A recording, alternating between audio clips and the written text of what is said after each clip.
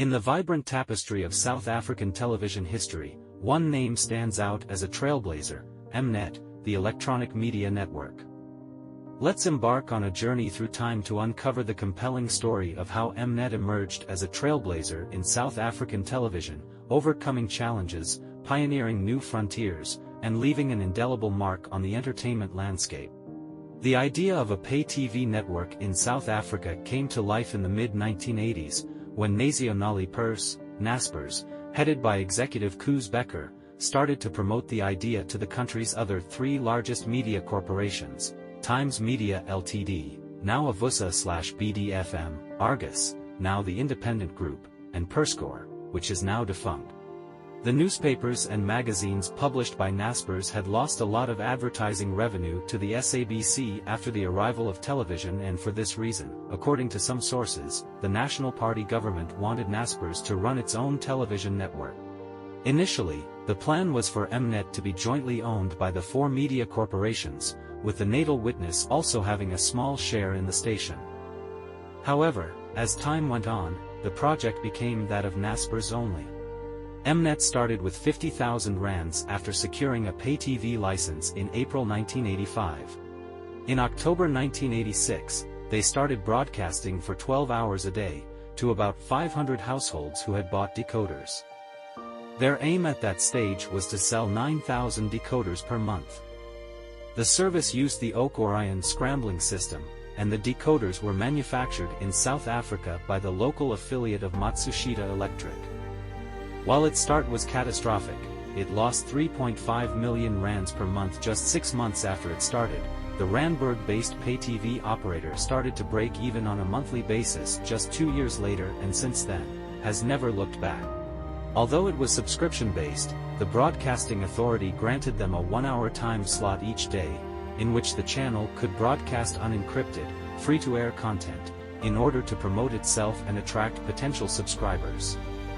In 1987, the cabinet also approved an arrangement under which the SABC was required to make its TV4 channel available to Mnet between 6 and 7 p.m. This time slot became known as open time, but was only meant to be temporary. Mnet was supposed to close open time immediately when it had 150,000 subscribers.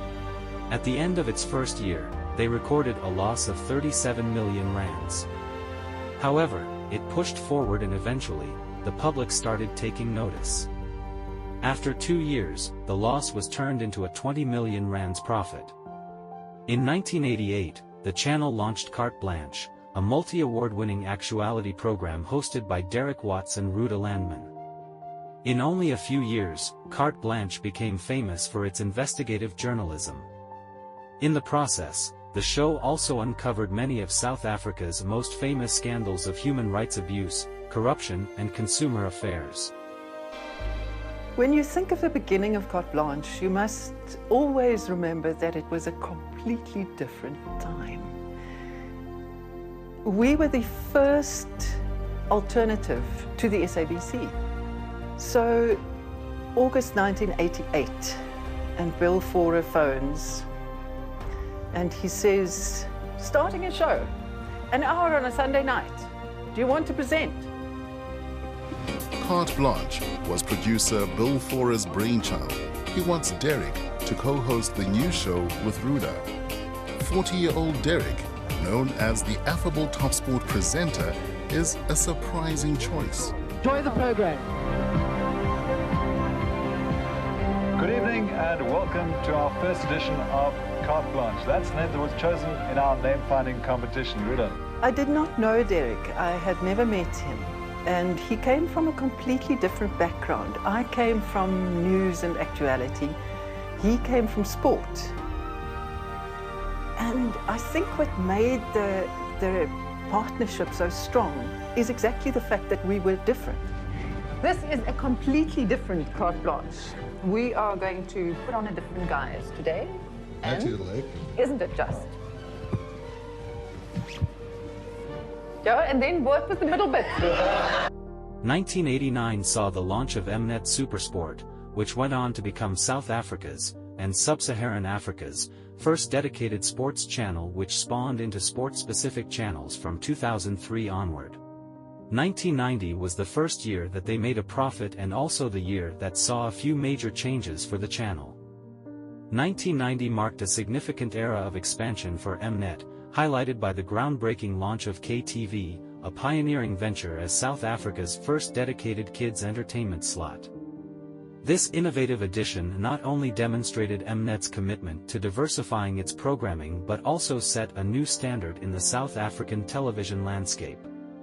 KTV swiftly became a trailblazer, captivating young audiences with its engaging content and imaginative approach, laying the foundation for a new era of children's entertainment in the region. Open time was expanded from the initial 1 hour per day to 2. They applied for a license to broadcast news and the application was granted in December 1990. Former state president P.W. Botha once claimed that Mnet would not broadcast news as long as he was state president, but during June 1991, they announced that they were putting their plans for news broadcasts aside and that, instead, more money would be invested in local productions, including South Africa's first local soap opera, Ergoli, Place of.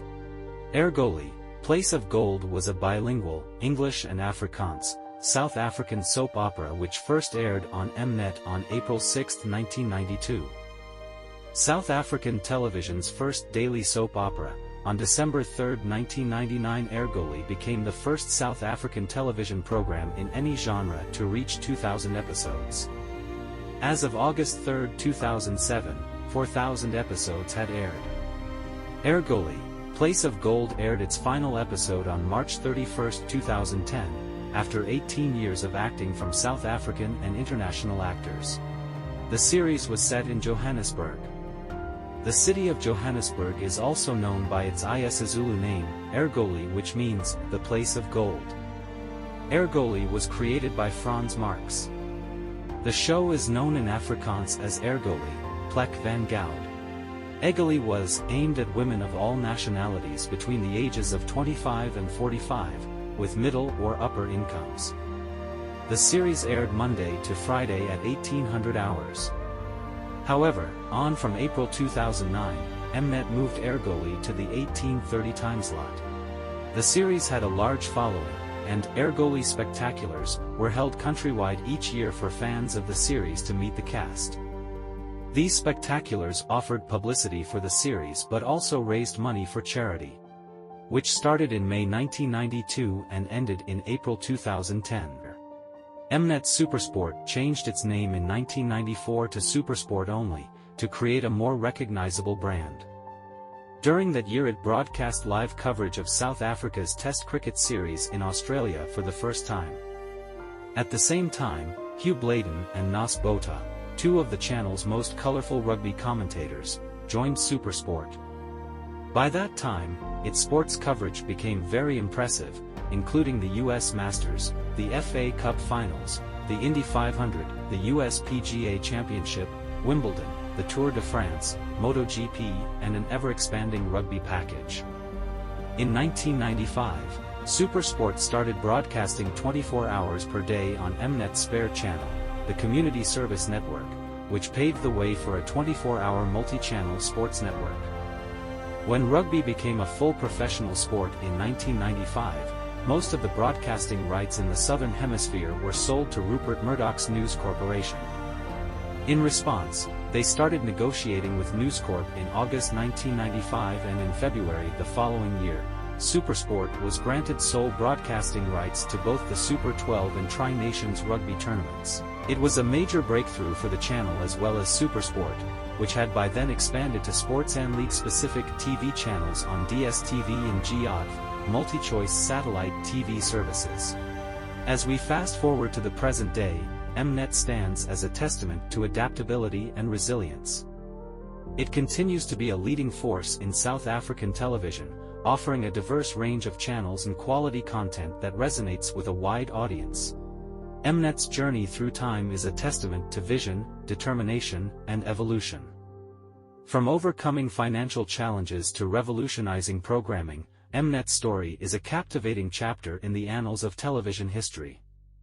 As we celebrate its legacy, we recognize the pioneers, the talents, and the viewers who have made Mnet an integral part of South African culture.